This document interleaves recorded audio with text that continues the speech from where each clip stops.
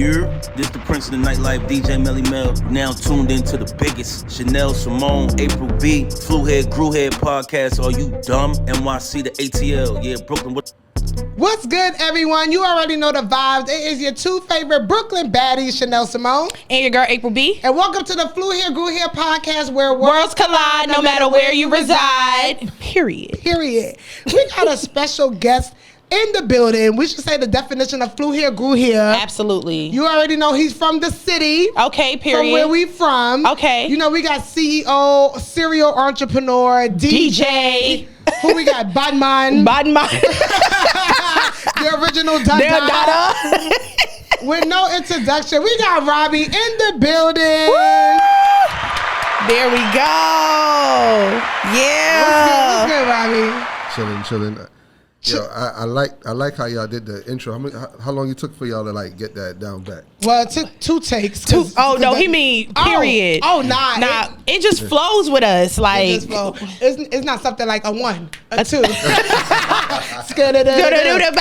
know, it's just natural, you know, to us New York girls. But we're definitely excited. Robby's from Brooklyn. Facts. He's from where I'm from, East New York. When hype. When he started dropping names, he talking about, yeah, I went to Gersh. I said, it's like she found her long lost brother. Like Gersh. IS 166. You know, my mom, I didn't go there 6th grade because, everybody know Gersh. Yeah. Is one of them schools where it's like, I went in 6th grade. It was a good school back then. When I went to another school for 6th grade, but all my friends went to Gersh, so 7th, 8th grade. Shout out to Mama for switching me back because she was like, no, you would not go to that school. And then my auntie a long time ago got into some problems. So Gersh just wasn't on the list. She got a story with her. That's why. I was a good boy at first. First? Yeah, because 6th grade in Gersh, your grades had to be good to get in there. They had like a gifted program. Oh. Well, it flipped when I went, honey. Okay. All you had to do was be black. All you had to do was be black, child. And be in the 6th grade. Yes, and my Caribbean parents. Shout out to Trinidad in the building. You already know. Shout out to my Trinis. You Trini too, right? Half Trini. Half Trini. What's the other half? Jamaican. She was like, he Jamaican. I was like, no, I could have sworn he told me he was Trini because I got extra hype. Yeah, she did. Brooklyn, East New York, and Trini. She was like, no. I'm like, I could have sworn he said Jamaican too, but okay. I didn't hear that part. All I heard was Trini. Oh, that's it. But yes, like we said, Robby's in the building. We're gonna get into all his business and what he do and all his titles. But in the meantime, you already know it is your favorite game we like to play. Yes. Called First Class versus Coach. So April, give him the rundown. All right, so y'all know how we do. We got our infamous bowl with nothing in it. This is the big bowl that we put absolutely nothing in, and the fans love it. So we're going to have a couple of options in here. So how it works is you're going to read one of these papers. It's going to give you two options. You're going to tell us which one is first class, if you fucking with it, and which one is coach, if you're like, absolutely not. Okay. If you cannot pick, you must take a shot. Yes, shout out to Bombay Vodka. Shout out to Bombay Vodka. Official liquor sponsor. Yes. So without further ado, let me mix it all up. This looks like it's going to be trouble. Well, that's what they call us. That's what they call us. Shout out to DJ A. I got to read it? Mm-hmm. Franchise restaurants versus mom and pop restaurants. So which one is first class and which one is coach? Honestly, you know, mom and pop it's not a chain. It's mama in the kitchen cooking. Right. No single ownership. That's hard. No, we got our first shot because for Robby. You know what? The crazy thing is, I own a franchise. Right. It's good. We know. We did our research. That's why that's up there. But I like some spots as mom and pop too. I guess I gotta take a shot, right? Oh, here we go, y'all. So let's do the first. Wait, the shot is already in here. That's not your shot though. This your shot. Oh, that is your shot. Yeah, that is. Yeah, we got you. Yeah, y'all slick pouring. Yes. The whole thing. Yeah. Ooh. Well, you wanna? I know you said you own a franchise. Did you wanna break it down a little bit in a sense of like how you feel about both? So some franchises have they have it down packed. So for example, I own Crew Lounge in Alpharetta. Shout out to Crew. All right. And Alpharetta. And when me and my partners came together, they should have asked me, like, they was like, why crew and not nothing from scratch or nothing else. I mean, they knew why, but they just want, that was the question amongst just the three of us. I mean, the four of us, right? So, the question was, my answer was, I've been to other crew locations, and every time I had the hookah, it hit. Every time I had food, it slapped. It was good. Like, I just never had a bad experience when it came to food, hookah, or drinks. Those are three things to me that a spot need to have. That's gonna, always it's gonna pop. It's gonna pop. You got those three things, and you can't fail. So, so that's why I chose that. I mean, going from scratch, like, you got to be real creative. It takes longer. People got to believe in you. You got to convince them. Like, yo, I just started this new spot. I think you should come try it. Everybody gonna be skeptical. Sometimes if you buy into if you buy into a franchise that already has a good name and has already have a great reputation, it's like, okay, all I gotta do is open the doors, promote the spot, and people gonna pull up. It's a little bit easier. They ain't easy, but it's a little bit easier. Exactly. Yeah. I feel you good, sir. Woo. Okay. I'll go somewhere when they say crew, I'll be like, okay. Well, I've been to mad crews in Georgia. Yeah. We know what we getting. We know what we getting. You know what you're gonna get. Right. All right. Next one. Yep. All right. Let's see. What's this? Oh. Carrying crates as an upcoming DJ versus getting coffee as an intern. So the funny thing is, I've done both. We know. That's why we asked the question. Damn. We did our research. Damn. I love these reactions. Should we grab the bottle again? I think one's already. Nah, I'm gonna go with first class is carrying them crates, man. Okay. All right. All right. I mean, I'm not knocking the intern stuff. I definitely learned quite a few things. I mean, I was younger, but carrying crates, that was a humbling moment. I'll never forget that. That was my segue into. Yeah. All right. Go ahead. We got two more. We got two more. All right, let's see what we got here. Dispatching versus driving trucks. Wow. Wow. Wow. So I never drove a truck. Oh. Right. Period. Right. I mean, Good Energy Worldwide. We do everything but drive the trucks. Right. I guess I'm gonna have to take a shot. Oh, okay. So you're gonna have to break it down. Anytime somebody take a shot, we like a good breakdown. All right. So I can't call something first class versus coach. If you never did it. Not even that. The fact that I never did it, because they come hand in hand. Okay. Right. You need dispatching to drive. You can't be a dispatcher without the truck driver. It wasn't that much. Oh, right? okay. It's like, damn, you trying to kill him? No, it wasn't that much. You need some of your cup? Oh my God, I'm about to be dead. Well, you got one more. Go ahead, break it down. Dispatching. So the a truck dispatcher or freight dispatcher, right? Basically, is the agent who finds all the loads for the trucks. They are in favor of the truck, right? Whereas a broker are in favor of the shipper. The dispatcher pretty much, you need the truck drivers. You need somebody behind the wheel to be able to have work, right? So, without the truck drivers, there's no dispatchers, and vice versa. Without the truck driver, without the dispatcher, truck might be lost unless the driver want to dispatch himself, which we always recommend that they never do. Do that. So that's why. All right. Well, we're gonna drink to that. We can go drink to that. We'll drink to anything. All right, one more.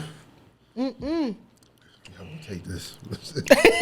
Your last one. Let's see. Even I was like, oh. I hope I can answer this one. All right, let's see. Let's see.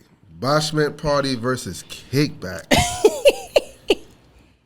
When we're having a bashment party, people get to feeling high.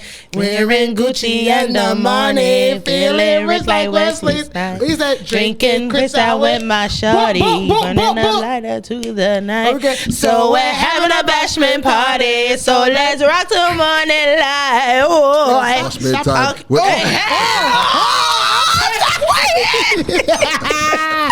Yo, stop playing with us. Stop playing with us. Please. Go ahead. All right. What you got? Man, you know that guy Darren Brand on IG?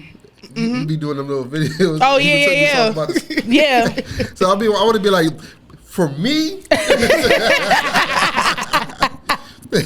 for me, it depends on the night of the week and how I feel. Okay. Damn, man. Should I pour another shot? No.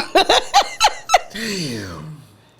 Bashment party versus kickbacks. But see, sometimes It's we different. go to the kickbacks And then turn end it up at the to bashment party. Now, okay, let's do a quick. If people don't know what Yes, a bashment party is, explain to them. Well, I got my version. What's Yeah. your version of a bashment party? The original Especially as or what it is now? Well, you could give us a little bit of both, especially as New Yorkers. So the original bashment parties was always in a hole in the wall or somebody's basement. Right? Right? And it was just speakers on blast.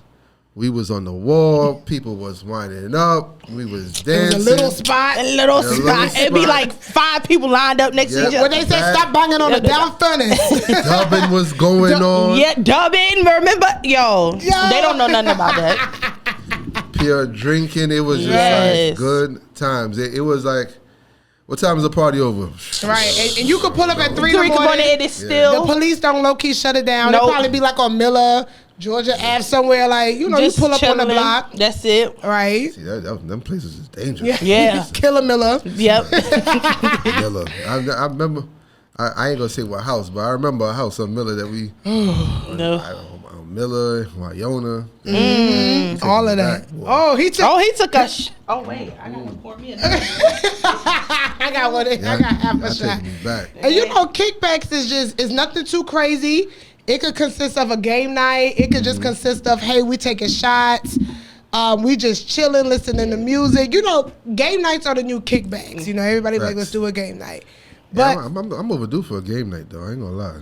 wait, Yeah, because you skipped out on the last one real early. No, Yeah. he participated. I was there. We didn't know what Arthur I tried to go to was. crew. Oh, we didn't know what is Arthur. What is he? Archburger. Aardvark. Aardvark. Not Akbar. Did y'all know Arthur was Was an it Aardvark? Aardvark? I don't know what that man was. So pretty Thanks. much, Shout he out took to a them. shot because it's hard. But to me, April, if I just had to answer one of it, I'm gonna say ain't nothing like a bashment. It's party. nothing like a bashment Hey, I'm party. gonna go first class with the bashment. Yeah. I ain't gonna lie. I like the kickback. You know what? I'm getting older, so for me, At this age, a Talking about kickback he getting older, but I'm pretty sure if he pull up to New York right now, he gonna be in the New York streets. Nah, log on, non-stop, I don't even be telling nobody when I fly up there. I be in and out. Yo. in and out. Yo. Well, By the time I people, fly, they be like, "You was here?" Like, for a little while. yeah, that was the first class versus coach. And the funny thing is, we was taking a shot with our guests. Now I'm a little hot. Shout out to Bombay Vodka. Yo, shout out to the Bombay sponsor. Vodka.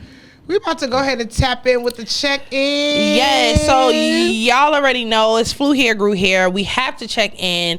Tell us about where you're from, Robby. How that shaped you moving to Atlanta or wherever else you moved to, and how that helped shape you, your career, and all of that stuff. So originally, obviously, from Brooklyn. I was born in Flatbush. Them shots kicking in. Yeah, I was born in Flatbush. I ain't lived in Flatbush for that long, so that's why I don't really rep it. So I was probably like 4 years old. We moved to East New York. Grew up in East New York all the way till I was 19 when I moved out my parents' house. Okay. Moved out, never went back. Sometimes I wish I would have did go back. Seen somebody.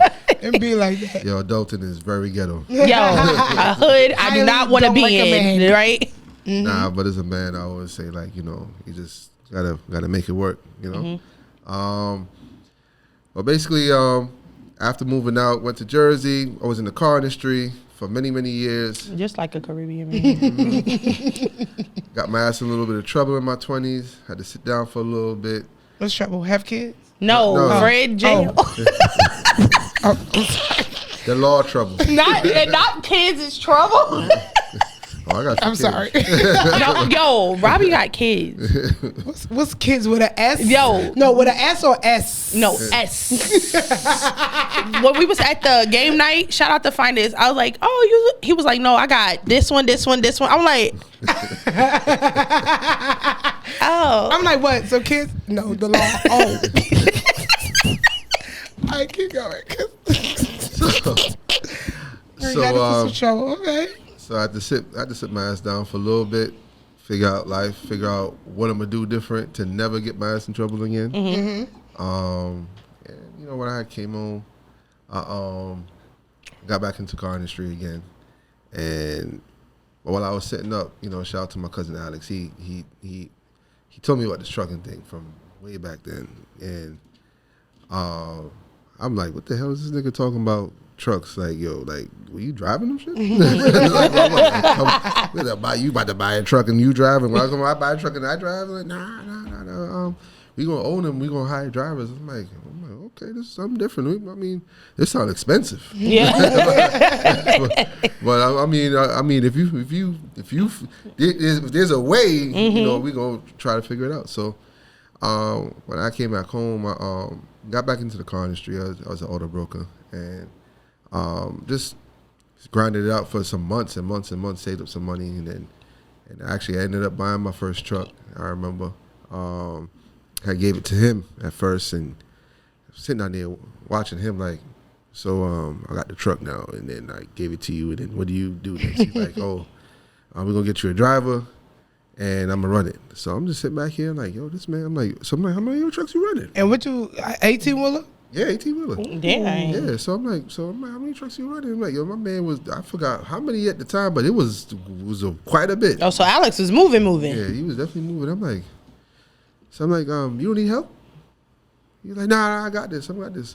Yo, more than the time, that man is in his office, in the home office at the house when he was living at the time. And I'm like, you don't take breaks?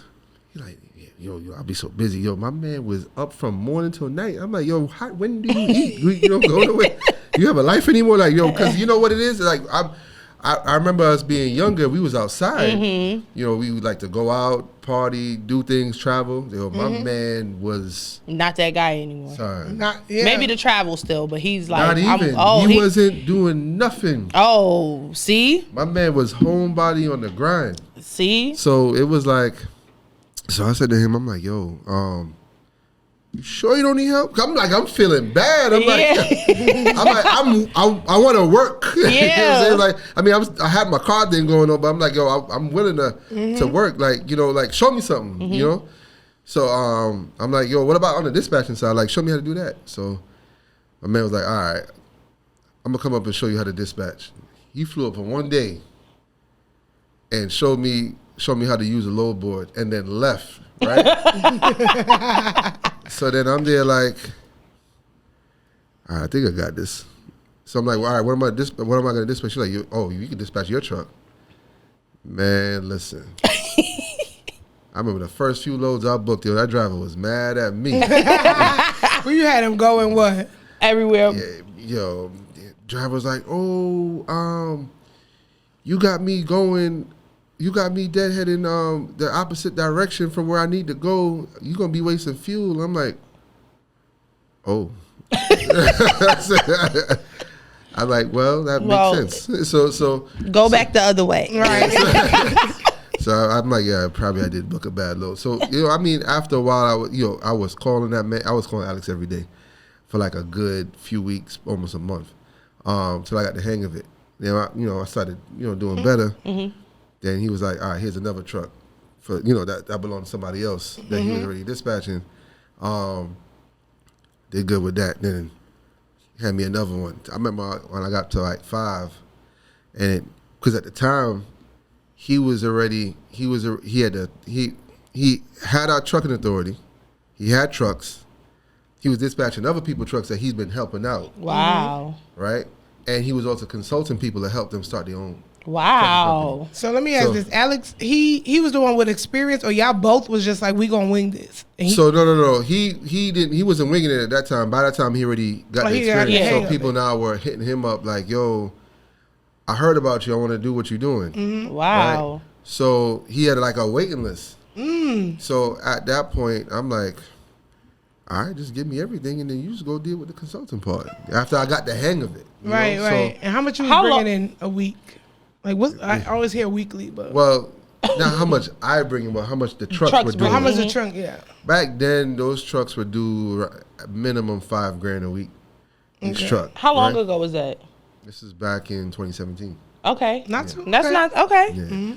So wow. So he already had years under his belt. Okay, by that's that what I was time. asking. So after he was like just out there moving and shaking, he had met a gentleman that was what you call it? He's Eric Thomas's right hand man. E.T. the hip hop preacher. And they was on a cruise ship, and I think they was on that cruise for like a whole weekend, and they was just vibing and chopping it up all weekend. And then they was like, "Yo, we think what you're doing is great. I think you should go digital with it instead of dealing with people one-on-one." And that was a pretty much the takeoff of like the trucking portal. When he had came back, he had just locked in, put it all together, did all the filming, recording, created all the write-ups for it as far as the PDF files and all that. And he had launched it, and the thing just took off from there. And then after that took off, we just kept getting more and more dispatch clients. I had to start hiring help because I couldn't do all that by myself. And then clients was asking me, yo, can you show me how to dispatch? Can you show me how to dispatch? And I'm like, So I don't got time to do that. So I'm like, yo, Alex, I think we need to drop a dispatch course. And at first he had like a little pushback at first, and then I'm like, bro, we need to. I think that's a low ticket item. People could afford it. Not everybody could afford a truck. And that's another stream of income that somebody else can, pretty much use, and it don't take that much to start up. Yeah. And I remember this was like a couple of years after I had, this is probably about almost 2.5 years. I'm in the game already when we had that discussion, and we started filming at the end of 19 right before COVID. I didn't even know what a COVID was. Right. And we had planned to drop it that February in 2020, right? And it's crazy, like we ended up dropping it. COVID, I mean, sad thing, but the best thing. But the best thing for the trucking industry. The best thing for the trucking industry in the sense that even for people who just got stuck at home doing nothing with their time, they was able to sit down and tap in and get into our courses.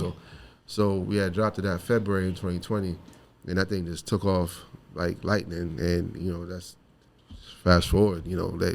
Everything was up from there. So you could do trucking, you could do dispatching with your eyes closed. Yeah, absolutely. Gotcha. I mean, everybody have their own methods of how they like to do things. People talk about, I like dedicated lanes.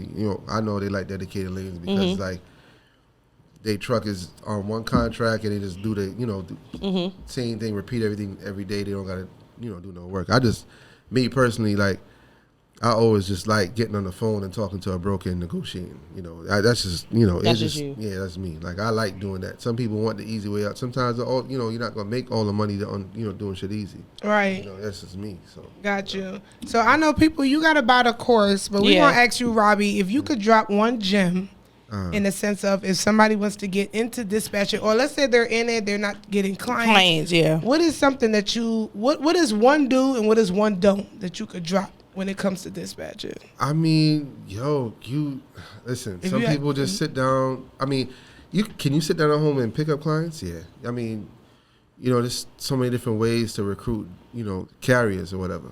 But sometimes you gotta get outside. Sometimes you got. I mean, there are some people in the course who I've personally mentored, females. Shout out to the females because they definitely some hustlers. And I watch them go to these truck stops.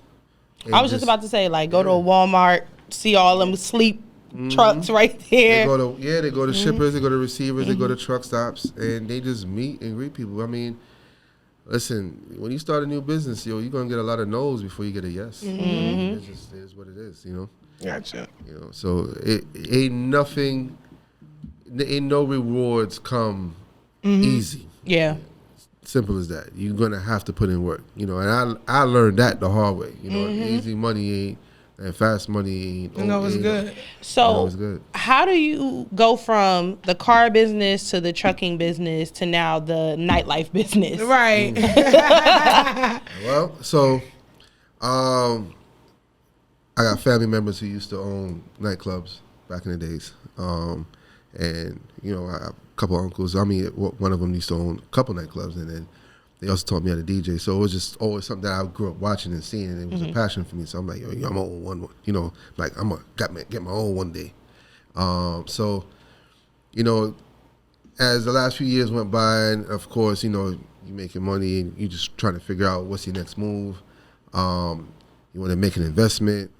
I'm like, you know what?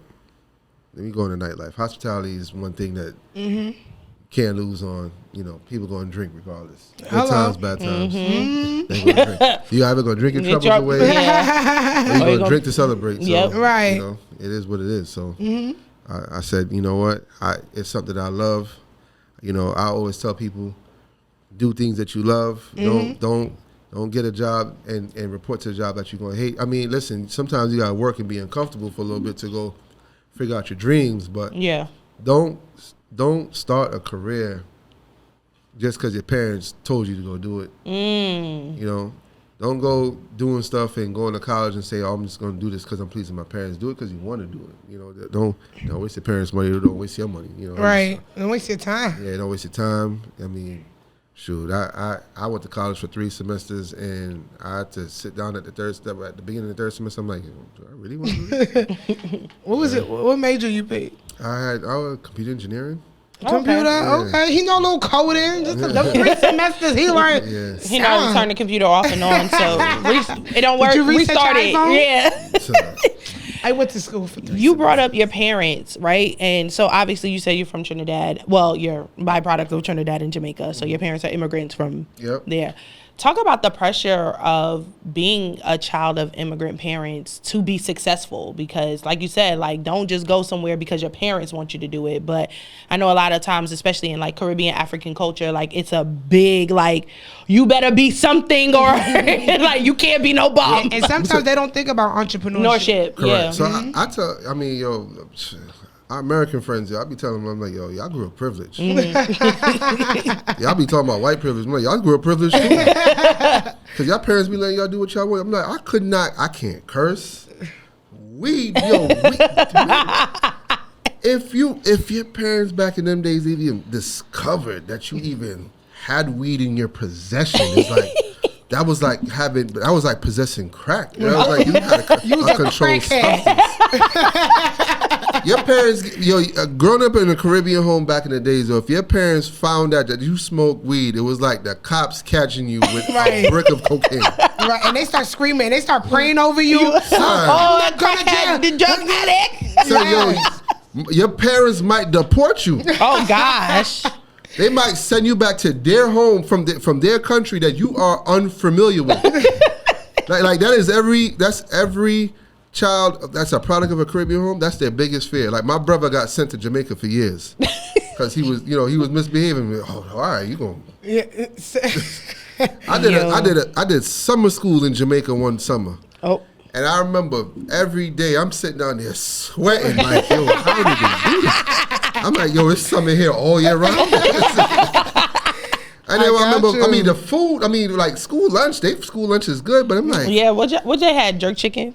They had all kind of different stuff. I remember one day they had soup. I'm like, yo, it's a Caribbeans love soup no matter the time of the year. My mom made soup 2 weeks ago. I'm here drinking. I'm going to eat it. Yeah, 100 degrees. I'm drinking this. It's good, but I'm here sweating. It's a different ball game, and trust me, in a Caribbean household, everybody know your auntie, the friends, and they talk loud too. Like you can hear them. Let me tell you about Robby. Oh my God, this is the 5th He's time. a crackhead. So, and that's the next thing. If you do something bad in your family, your whole family gonna. Oh, and you don't know, they already created a whole prayer circle. Like, we're gonna pray. You for come him. home from school, and Robby, sit down. You don't even get in trouble in one house, yo. You think it's over? You go to your auntie house, Son, Robby. you go to your grandmother's house, you turn on the TV, like, what on there? Yeah, say your report card bottom. Turn off the TV. And you gotta get a whip. And you gotta get a whipping there too. Yeah. It's like you said, Caribbean household. It's like it's permission to get your ass whipped throughout. And your mom ain't saying No, she's sitting there. You know, black parents don't touch my no. Yeah. Oh, your auntie whooped your ass. Your uncle slapped you. Like, yo, there's a difference. Like, I always tell people, like, yo, all right. So when I was 16, right, I got caught with a girl in the crib in my room, right. And you live to tell the story. Yo, I'm surprised I live to tell the story, right? Now, in an American household, the pops would have probably been like, yes. Yeah. Right? What? So who caught you, the mom or the pop? My pops. I wish my mom would have caught me. Okay, it get interesting. What pop? All right. What was the reaction? Yo, let's just say that I got kicked out the house for 3 weeks. Oh. Dead ass, yo. I had to go live with my aunt and my uncle for like 3 weeks. Yo, thank God it was a summer because if I had to figure out how to get to school? Son. Yo. Son. Even though they was sneaking and geeking back in the days too, but that's not the point. That's not the point. They want better for their kids. Why do parents act like they ain't never did nothing? It's not. You know what? As I got older, I think I realized what it was. It is the fact that you did it in their house. Yeah. Oh! You don't pay no bills. You don't pay no bills. You eat up all their food that they pay for. And you want to bring a girl? Man, you want to bring a girl in here? Oh, yo, that's funny. Nah, for real. So we gonna tap in. You told us about the trucking life. You told us about New York, you getting caught by your pops. Now let's talk about the infamous being a black entrepreneur owning a restaurant. Right? Yes. So here in Atlanta. I was just about to say specifically Atlanta, Georgia. So we see the memes, the thing on Instagram, like, oh, black owned restaurants. Y'all trying to exploit the black community, to throw up a grass wall, lamb chops, all this stuff, right? So do you feel like black entrepreneurs exploit their own to gain wealth? No, because honestly and truly, I'm willing to. I mean, everybody's willing to welcome everybody, but let me tell you something. With me, I don't see. I mean, obviously we have colors, but the only color that matters in business is green. And you know, my thing is, I try to some black-owned spots do that. I mean, I'm gonna just say it. You know, Atlanta is wilding. $100 valet is crazy. Yeah. At a hole in the wall. $100, yo, y'all gotta stop. Y'all gotta stop. Yeah.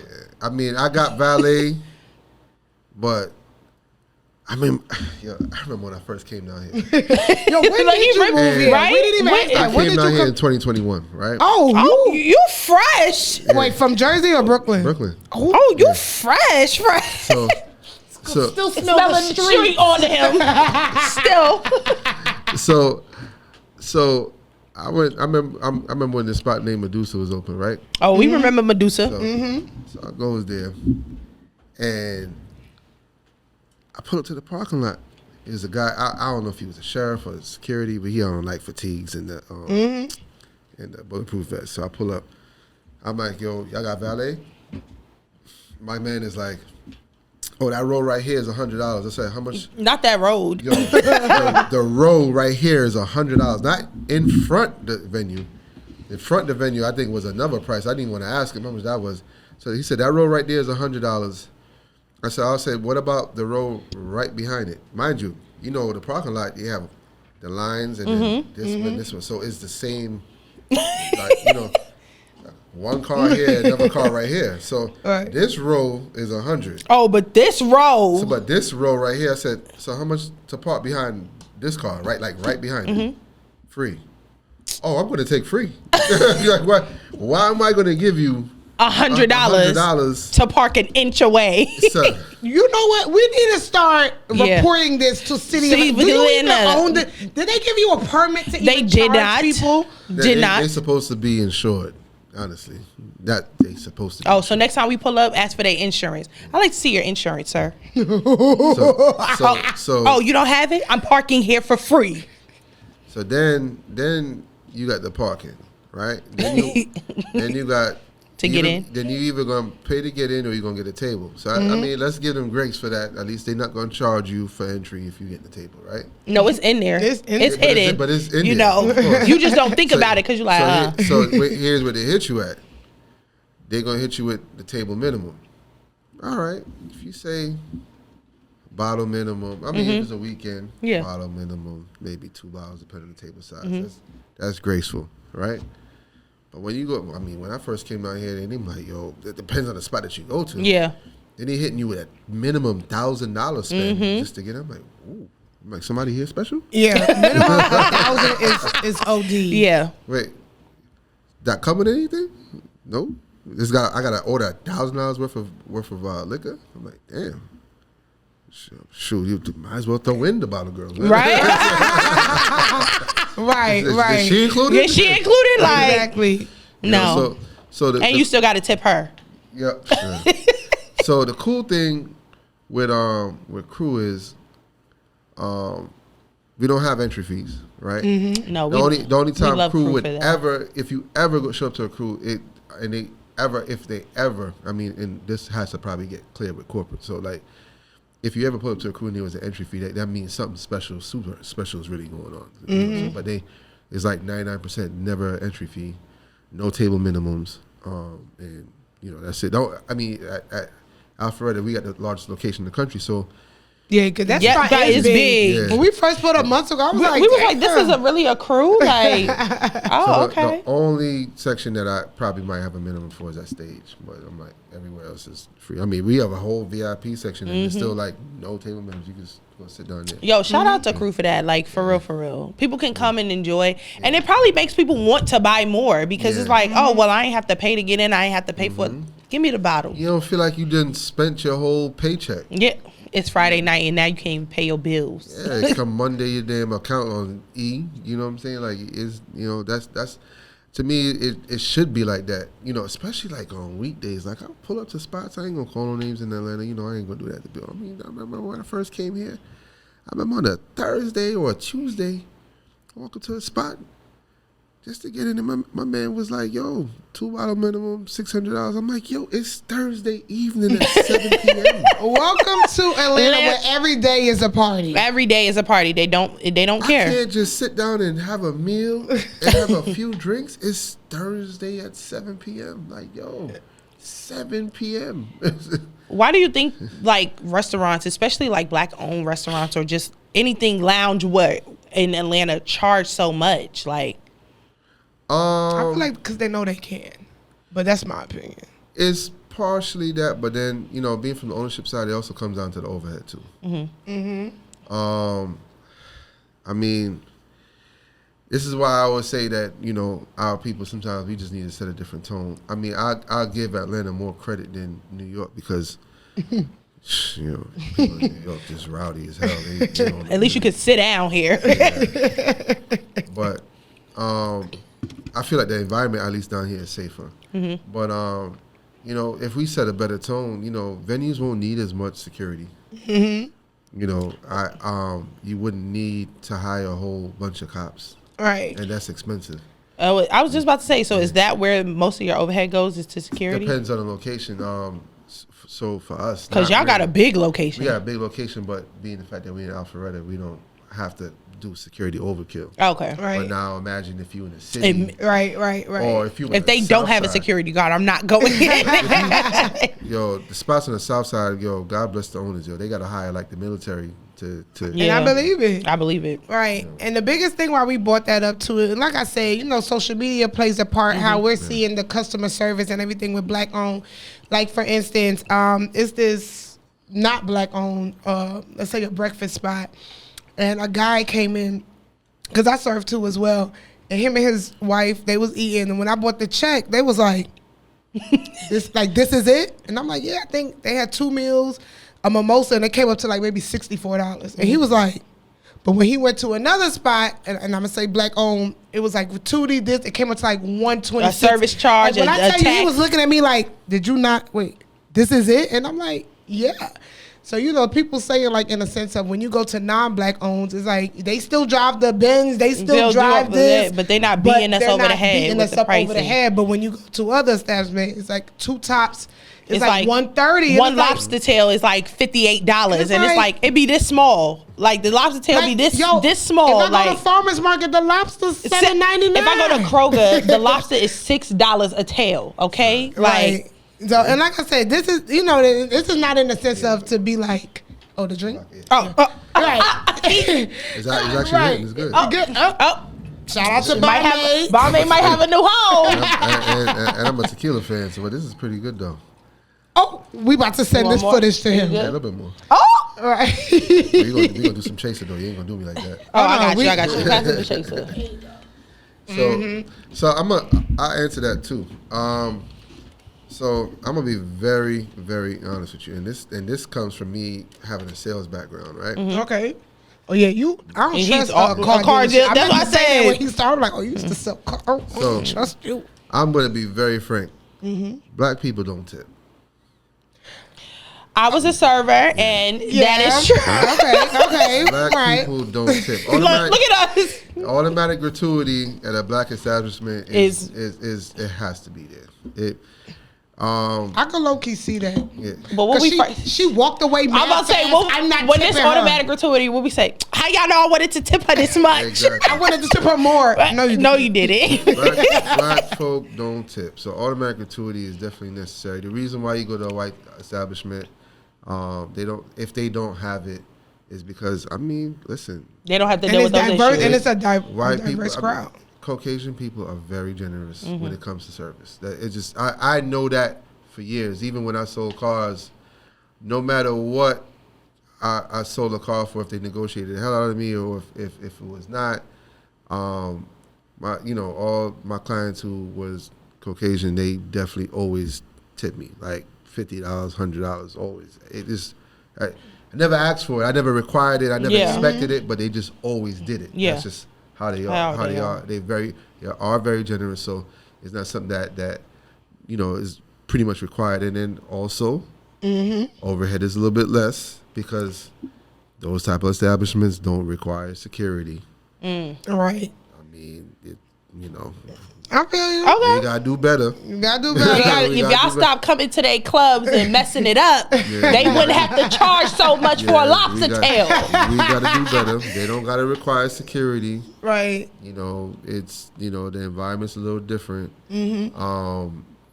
So therefore their overhead is less. One thing I can say about Crew Alpharetta though is like we've been there. It was to a point we was just going. We was just faithfully like.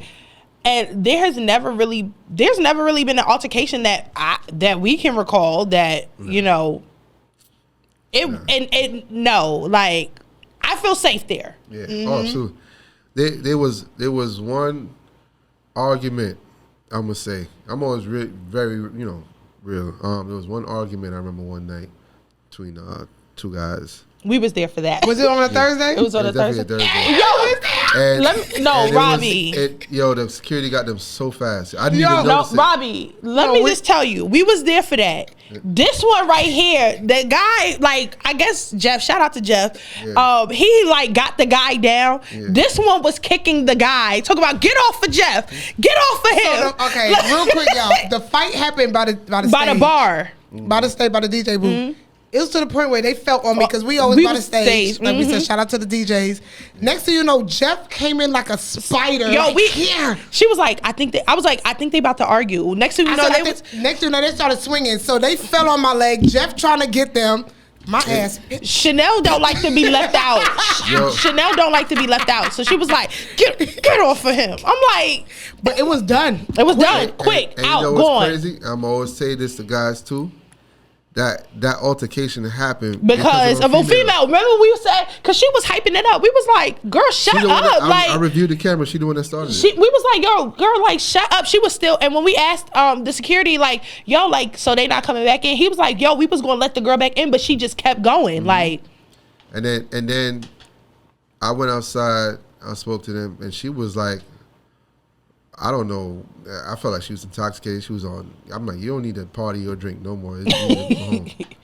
And then I'm like, but I looked at the cameras. It was her fault. No, we said that. We literally watched it. We was like, I think they about to fight. Right. And her boyfriend got the bad end of the stick. Yes, but we said that. We was like, dang. And she watched her man get beat up. And we was like, Yo, run that camera again. You gonna see Chanel. Run that camera again. You gonna see her. Because they try to fight Jeff. No, and we don't play that. Shout out to our crew people. It was. I mean, it was quick. It was the only altercation we had in 1 year, and a lot of establishments can't even say that. No, you know, they can't. How many spots don't have brawls? Nope. I ain't even gonna hold you.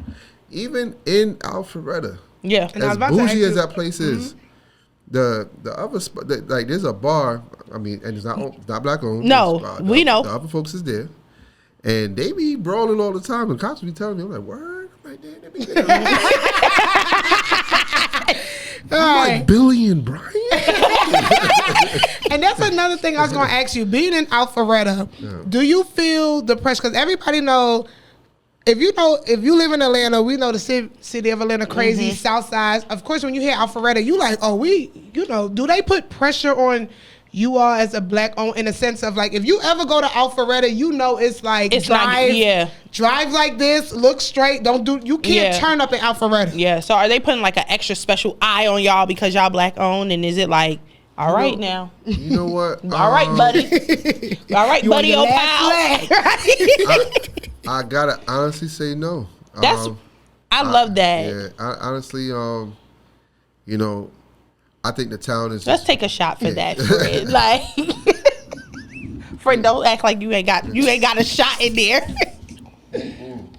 I think the town is very grateful for the business.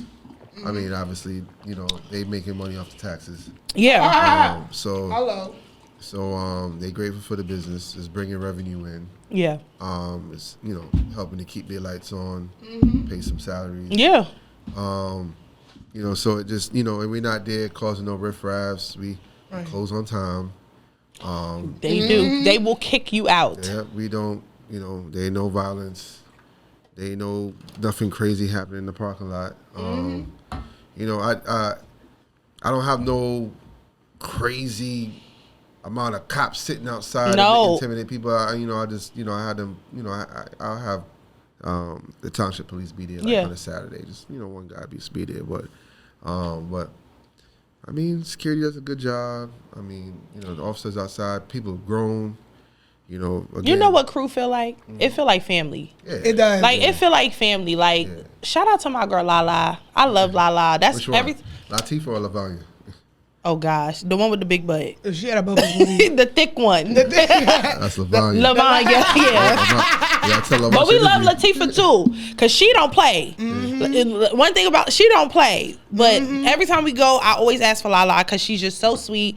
She's so knowledgeable and she's so like just dope or whatever. But when we go to crew, it feel like we're going to see, like hang out with family. Like I will say this. Me and April go out a lot. Like we go out a lot. We always in a sense of hitting new spots. But when it comes to crew, it's something we're in a sense of like.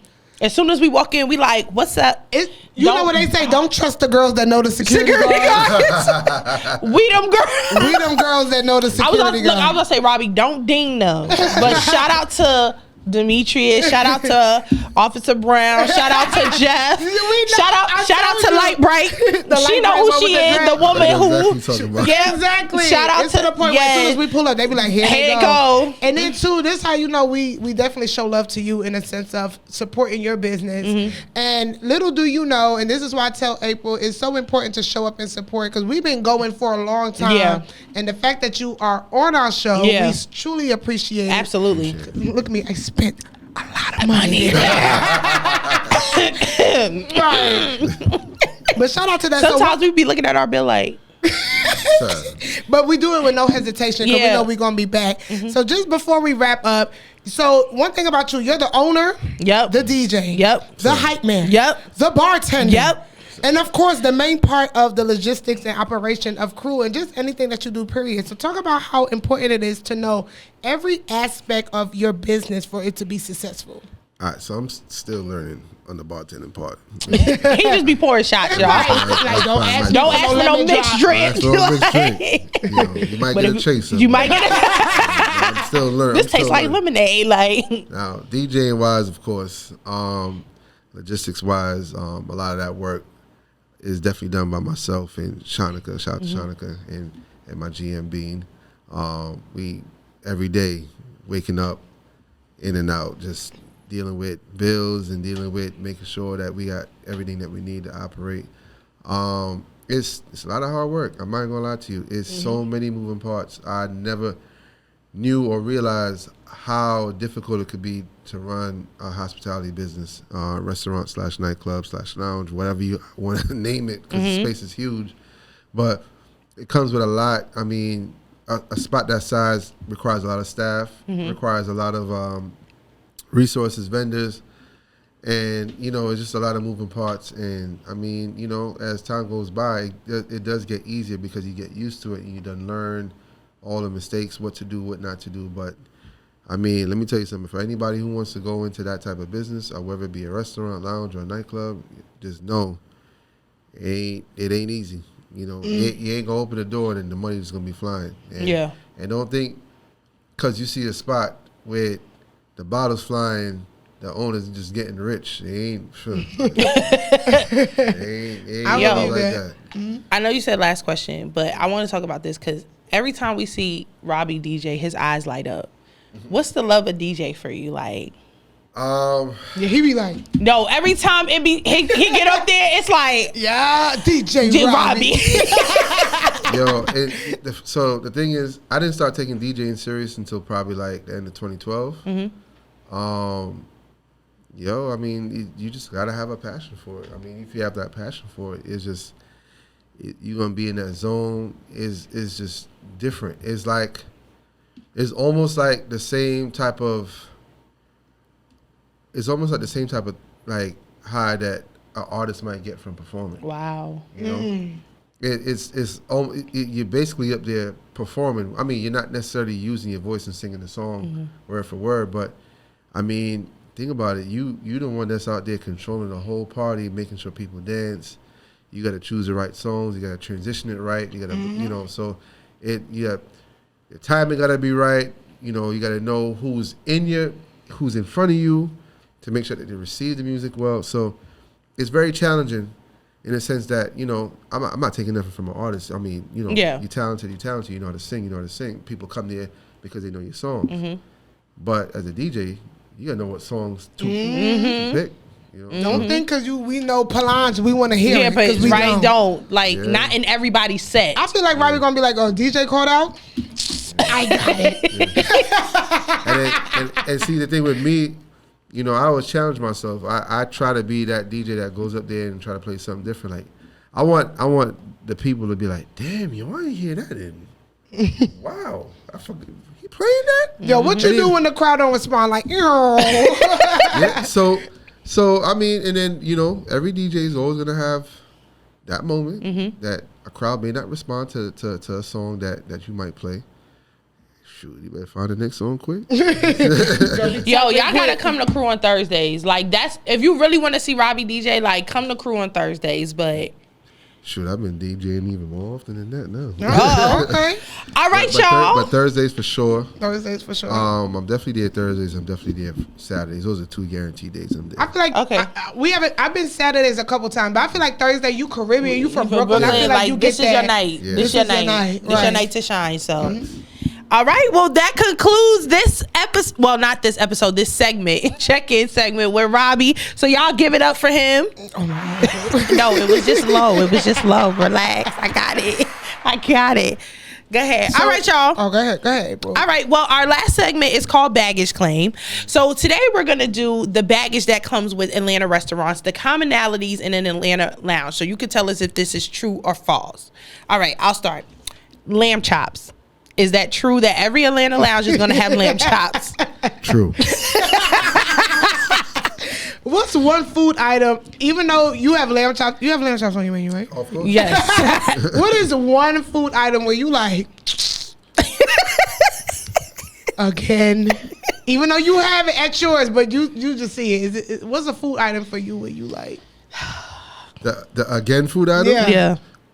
And it's hypocritical of me to say it because, I mean, I do say it in my head like again, but I always eat it at least once a week. Lemon pepper wings. Oh, come on. You cannot have a restaurant without lemon pepper wings. I mean, it's like, Dang, now I want some lemon pepper wings. Yo, you be tired of it, but you still want it at the same time. And then when you eat it, it's like, damn, this thing hit. Yeah. Especially fresh. I thought you was going to say lamb chops, but you say lemon pepper wings. You cannot own a restaurant and not have lemon pepper wings. All right, the next one. Shrimp and grits. Yeah, we got it on the brunch menu. You got it on the brunch menu. And, yo, we even got more country. Yo, you even got catfish and grits. Ooh. Okay. That sounds good. All right. Some cheese eggs. Oh, I'm hungry. And I'm going to get real fat on y'all. Listen, we just added catfish and fries on the dinner menu. I got tartar sauce? Of course. Oh, I'm going to cruise tonight. No, we should. No, you going to cruise tonight? We'll talk offline. Okay, we'll talk offline. All right. All right, so okay, hookah. Oh, I mean, yeah. Let me tell y'all something. I'm gonna talk my shit on this, right? Pop your shit. Atlanta, listen to me very carefully. We listening. Nobody got hookah like Crew hookah. Nobody hookah is like Crew hookah. Listen to me carefully. We got the most flavors. We got the most bases. Man, y'all lucky we even took the CBD off the menu, but that's coming back soon. I'm like, wait, because, okay, I remember when we went that one time, we did get the CBD, and I was in there like, oh, we feeling nice. So y'all took it off the menu? Yeah, temporarily. They got to get some stuff together, y'all. It'll be back soon. Yeah. You ain't got to explain it. Legal stuff. All right, next one. Service with attitude. Is it true that all Atlanta clubs and lounges going to have service with attitude? Yeah, but one thing I give my staff in comparison to other spots. I mean, ain't nobody perfect, but you know, I definitely shout out to my staff. They definitely the most polite from what I've seen because I pull up to some spots. And you like, girl, I didn't even choose this life for you. Like, why you mad at me? And I'm here like, yo, I just spent how much? Like, you just made me have a whole table minimum, and you have like the face. You know what I'm saying? Like, you got you like chill. Like, you getting 20%. I feel like the servers are low key like TSA. You know, like they know they're gonna get their money. They know you here. They know that like you could get out. Security gonna kick. Security don't even care to hear your side. I could be like, yo, this bitch just slapped me. And they well, she said you gotta go. What? It's not even my fault.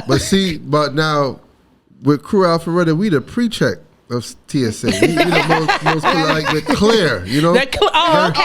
Yes. They're clear. All right. Now y'all service is polite. Yeah, I haven't had a crazy experience. No. Okay. Grass walls.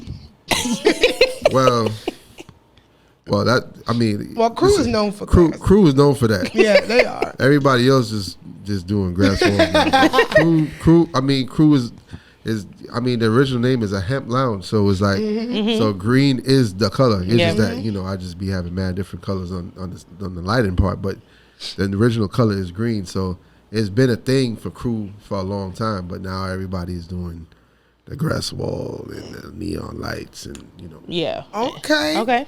And last but not least, what we just talked about during the check-in, overpriced menu. Is it true that every Atlanta lounge is gonna have an overpriced menu? Yeah, a lot of them are. We love it. I think I got the cheapest lamb chops. Oh, okay. Well, we'll see. We'll see. Yeah, I think I don't think we ever had the lamb chops. We had the wings. Yo, you know what? We had tacos, them sweet but we chili. Them sweet chili wings here. Yeah. But I'm not gonna hold you. I had tacos at the Crew on Peter Street. So like I said, you never know. You never know. Look, he trying to pull up the menu right now. That's a fact. Well, I'm about to tell you, we're gonna do this right now. Oh, he said he want. Most spots you go to Atlanta, lamb chops is what, like $40? About maybe 30, like 34 to 45. You pulled that thing up quick. Oh dang, girl. Lamb chops. Where we at? Oh, $24. Oh, Girl, I could give me a little lamb. One side. Would it come with mashed potatoes? It come with. Let me see. You get 3 lollipop lamb chops. Okay, 3. Drizzled in our secret glaze sauce. Okay. Oh, Mashed drizzle. potatoes. Oh. You can add broccoli. But it come with mashed potatoes. But Okay, his lamb chop meal would be what lamb chops would probably. So if you even add the broccoli, it's still cheaper than going to another restaurant. It's $3. Right. Okay, no, that's $24. All right. Well, Robby, that is it. We're done. Like, oh. Y'all, excuse me. I've been drinking. All right, Robby. So tell the people where they can follow you, crew, get energy, all of that. You can follow me at Robby ROBBY _good energy, and our crew page is crew CRU Alpharetta. Yeah, crew Alpharetta. You already know it is your favorite Brooklyn baddie, Chanel Simone. You can follow me at I am Chanel Simone on all social media platforms except Facebook. And y'all know what it is. It's your girl, April B. You can follow me at it's April B _ your favorite media maven. And don't forget to follow our Flew Hair, Grew Hair page, FHGH Podcast. And make sure y'all tune into all streaming platforms. New episodes drop every Wednesday at 8 p.m. So make sure y'all tap in with us. And we'll see y'all next time. Peace.